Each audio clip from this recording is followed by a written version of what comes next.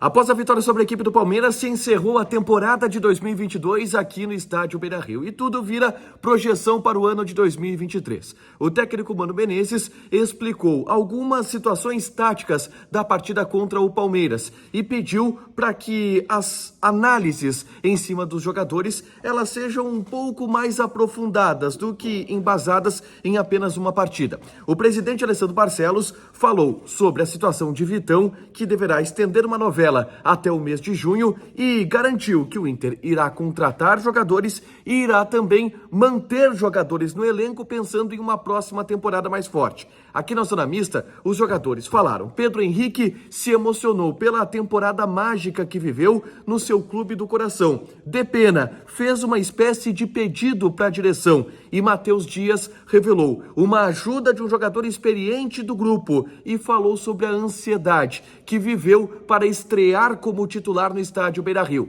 Esse é o Diário do Inter KTO de domingo, 13 de novembro de 2022.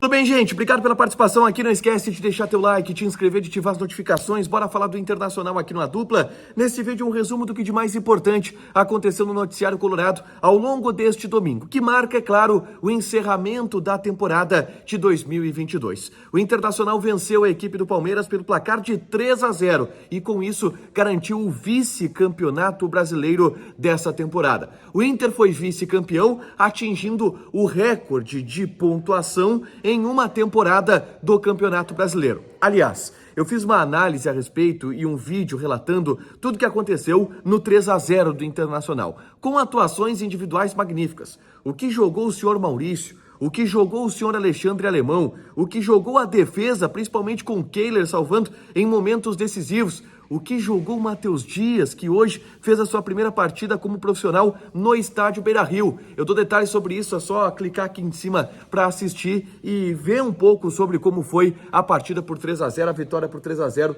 do Internacional sobre a equipe do Palmeiras, tá?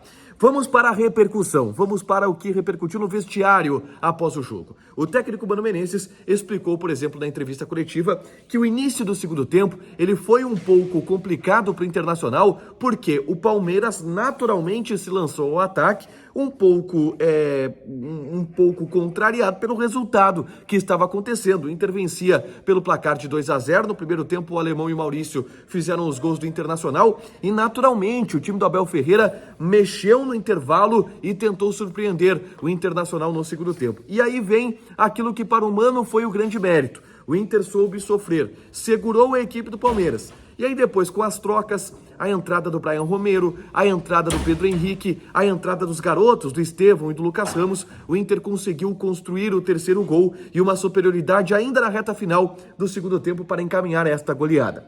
O Mano Menezes foi claro, ele disse, uma vitória importante porque encerra a temporada com chave de ouro. Entretanto, não vamos comemorar o vice-campeonato brasileiro. Esse recado do Mano Menezes é importante, porque ele disse, olha, o Inter já foi 3 vezes campeão brasileiro. Logo, não pode comemorar um vice-título. Mesmo que esse vice-campeonato, ele seja importante, para que a gente tenha algumas confirmações, para que a gente tenha algumas afirmações daquilo que se tem de projeto do Internacional para a temporada de 2023.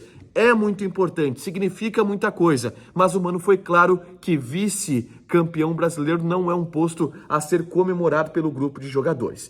Aí o Mano relatou, olha, mesmo que a gente não comemore ser vice-campeão brasileiro, eu tenho que celebrar que um dos objetivos foi alcançado, que é, quando eu cheguei aqui, eu disse que o meu objetivo era chegar no ano, se não vencer nenhum título, chegar no fim do ano dando a expectativa para o torcedor de que avançamos 2 ou 3 casas em direção a conquistar o título. E na visão do Mano, e acho que na visão de todo mundo, esse objetivo ele foi cumprido na temporada de 2022. Então, por mais que o Mano não comemore o vice-campeonato brasileiro, ele celebra o que se construiu nessa temporada de 2022.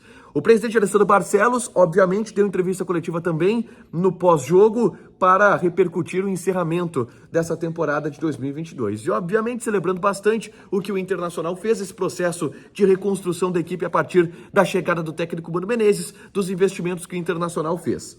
E aí, já projetando 2023, o presidente trouxe algumas informações importantes. A primeira delas, Vamos manter jogadores e vamos contratar jogadores. Foi quase uma promessa do presidente Alessandro Barcelos nessa entrevista coletiva. Ele garantiu que o Inter vai manter alguns desses jogadores e a gente sabe, por exemplo, que o Depena já está mantido, o Wanderson ele já está mantido, o Vitão é quem tem uma situação indefinida, mas o Inter vai tentar manter o jogador. E, inclusive, sobre Vitão, ele encerrou a entrevista falando sobre o jogador. E aí, assim, eu já relatei para vocês que eu estou indo com calma no assunto Vitão, porque é um assunto que vai demandar muita pauta até junho. Então eu vou tirar um pouco o pé do acelerador no assunto Vitão, porque, cara, esse assunto não vai ser resolvido agora, tá? Mas o presidente mostrou um tom de otimismo em relação a Vitão, falou sobre a situação na Ucrânia, na Rússia, como que ele está vendo dentro do Internacional essas possibilidades e se mostrou otimista quanto a Vitão, principalmente porque o Vitão quer permanecer no Internacional e isso é tido para o presidente como um trunfo importante nessa negociação. Vamos para os jogadores, porque aqui na Zona Mista todos os jogadores passaram e fizeram as suas análises sobre esse ano de 2022. E eu começo relatando a entrevista do Pedro Henrique, porque o Pedro Henrique ele esteve bastante emocionado na entrevista quando ele foi perguntado sobre a presença dos pais dele aqui no estádio Beira-Rio. Os pais do Pedro Henrique, que na verdade são os tios dele. Os tios do Pedro Henrique que são como os pais dele, porque foram quem criaram o Pedro Henrique. E aí quando ele falou sobre essas duas figuras, sobre os tios dele, ele até chorou, se emocionou na entrevista. E aí ele disse o seguinte: meus tios que são meus pais, eles sabem de toda a história. O pessoal lá do interior, de Santa Cruz, do interior de Venâncio Aires, sabem o quanto eu almejei coisas boas e grandes na carreira. Confesso que quando eu cheguei na faixa dos 30 anos, achei que não era para mim fazer sucesso no Brasil. O meu tio Meca, que é esse tio tão querido do Pedro Henrique, dizem que chora todo jogo aqui. Lá atrás, esse era o sonho dele também. É meio difícil falar sobre eles. Pedro Henrique se emocionou cantando a história dos tios dele e principalmente fazendo esse retrospecto, né?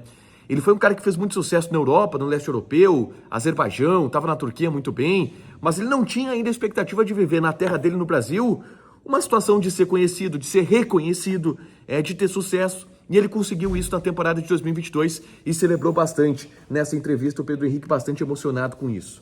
Já o Depena fez um pedido para a direção do Internacional que eu vou destacar aqui, tá?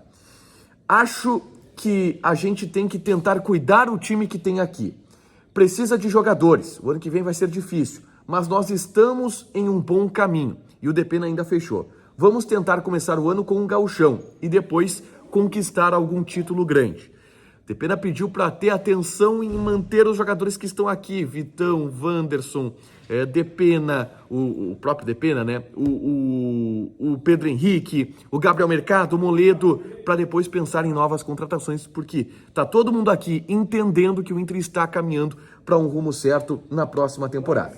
Eu fecho relatando o que falou o Matheus Dias, que foi talvez a grande novidade do Internacional nessa partida, nessa escalação. O Matheus Dias, escalado pela primeira vez como titular no estádio Beira-Rio, relatou que estava há bastante tempo ansioso por essa oportunidade, porque ele vinha jogando bem no time sub-20 e essa oportunidade de jogar no time principal ela não vinha. Então ele esteve em determinado momento muito ansioso. E aí ele fez um relato interessante, que ele disse o seguinte: o Gabriel, ele disse que ele foi perguntado sobre o Gabriel e sobre a briga com ele na próxima temporada. Ele disse: o Gabriel é um excelente jogador, sempre fui muito fã dele. E ele conversou comigo quando soube que eu ia ser titular. Durante toda essa semana, ele vem me ajudando bastante, dando dicas, dando conselhos, falando sobre posicionamento, falando sobre comportamento, falando sobre postura para ajudar na minha estreia. Então o Gabriel foi fundamental para que o Matheus Dias tivesse essa boa estreia no Beira-Rio que ele teve na partida contra a equipe do Palmeiras nesse domingo. Bem legal esse relato. Para fechar, gente, vamos falar de KTO. Cara, o Inter estava pagando 2,5, até estava pagando menos do que o Palmeiras. Mas assim, o 3-0 Internacional, quem apostou quebrou a banca, quebrou a máquina. E agora com o Campeonato Brasileiro acabado, tudo é Copa do Mundo. E aí eu convido vocês a participarem do bolão da KTO na Copa do Mundo, porque jogando R$5, tu pode ganhar até R$500 mil em free bet.